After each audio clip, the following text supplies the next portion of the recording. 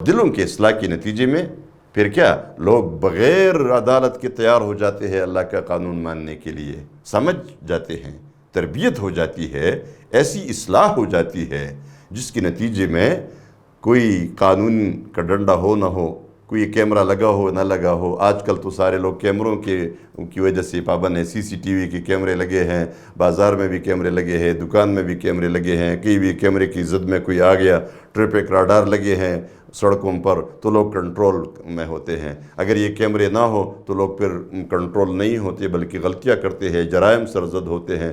تو یہ کیمروں کے کنٹرول کس حد تک آپ کیمرے لگاتے رہیں گے؟ ہر کیمرے کا ہر جو آلات آتے ہیں ان کا توڑ بھی یہ لوگ خود ایجاد کرتے ہیں۔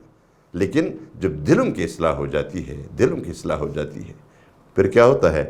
واقعہ آپ نے سنا ہے نا حضرت عمر فاروق رضی اللہ تعالیٰ عنہ کے زمانے کا، کہ آپ رضی اللہ عنہ گشت کر رہے تھے رات کو، اور ایک خاتون اپنی بیٹی کے ساتھ محو گفتگو ہے، تو آپ سننے لگے کہ اس رات کے وقت میں یہ لوگ کیا باتیں کر رہے ہیں، ان کو کوئی تکلیف ہے، کوئی مسئلہ ہے کہ یہ جاگ رہے ہیں۔ تو بات عجیب سنی، ماں اپنی بیٹی سے کہہ رہی تھی بیٹی دودھ میں پانی ملا دو تاکہ کل ہمیں زیادہ پیسے مل جائے۔ بیٹی کہتی ہے اماں آپ کو معلوم نہیں ہے کہ امیر المومنین نے یہ حکم کیا ہے کہ دودھ میں پانی نہیں ملانا ہے، ملاوٹ نہیں کرنی۔ تو ماں نے کہا بیٹی دیکھو اس وقت امیر المومنین کہاں ہے؟ نہیں ہے، رات کا وقت ہے، پانی ملاؤ تاکہ پیسے زیادہ مل جائے، ہم غریب لوگ ہیں۔ بیٹی نے کیا کہا؟ یہ بات بڑی عجیب ہے، آپ نے بار بار سنی ہوگی۔ بیٹی نے کہا اماں امیر المومنین اگر نہیں دیکھ رہا تو امیر المومنین کا رب تو دیکھ رہا ہے نا۔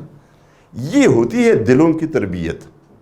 پیغمبر کے بھیجنے کا مقصد یہ ہے کہ وہ لوگوں کی دلوں کی اصلاح کرے، جیسے قرآن کریم کے بارے میں کہ اللہ کی طرف سے جو نصیحت آئی ہے یہ دلوں کی نصیحت ہے۔